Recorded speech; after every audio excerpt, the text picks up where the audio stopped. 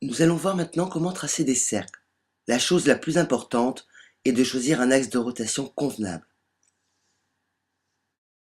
Ce peut être un crayon bien taillé comme celui-ci,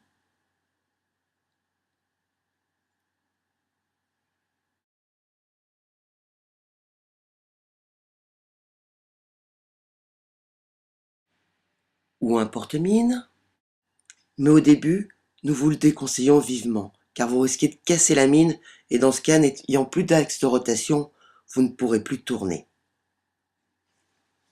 Un pic à crustacés,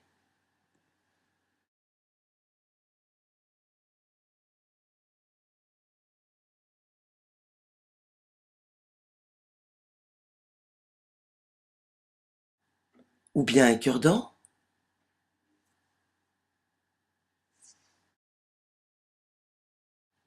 un trombone qu'on déplie,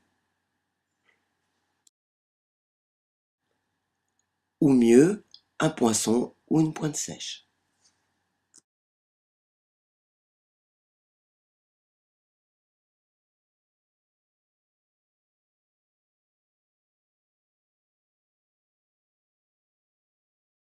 Attention, ne placez surtout pas votre axe dans le trou du rapporteur. En effet, il devient complètement impossible de tourner.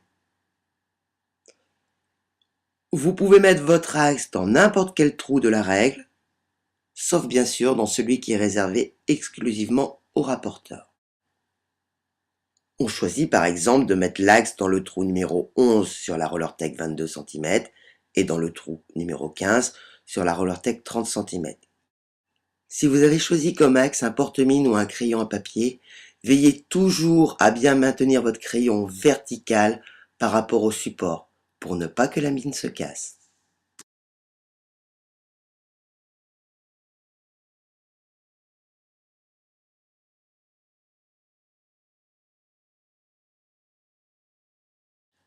Pour tracer un cercle pour plus de facilité, ce qui est important, c'est de croiser ses mains afin de pouvoir tourner en une seule fois.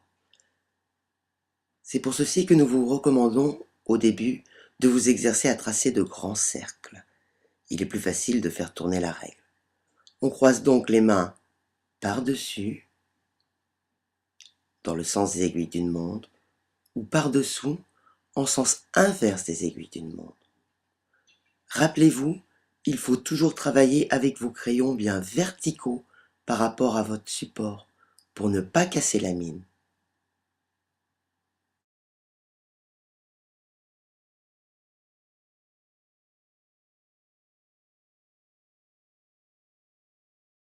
Le choix de l'axe de rotation est très important. Ce sera un crayon bien taillé, un poinçon, une pointe sèche, un pic à crustacés, un cure-dent, un trombone que l'on aura déplié, un clou, une aiguille, mais le problème c'est qu'on aura le trou. L'essentiel, c'est d'avoir son axe bien en main. Une fois ce choix effectué, je rappelle qu'on met l'axe de rotation dans n'importe quel trou de la règle, sauf celui du rapporteur. On commence par tracer de grands cercles. Au cours du tracé, on est amené à croiser ses mains tout en maintenant le crayon traceur vertical pour ne pas casser la mine. On peut croiser ses mains soit en tournant dans le sens des aiguilles d'une montre, soit en tournant en sens inverse des aiguilles d'une montre. L'écart entre les cercles concentriques tracés ici est de 1 cm.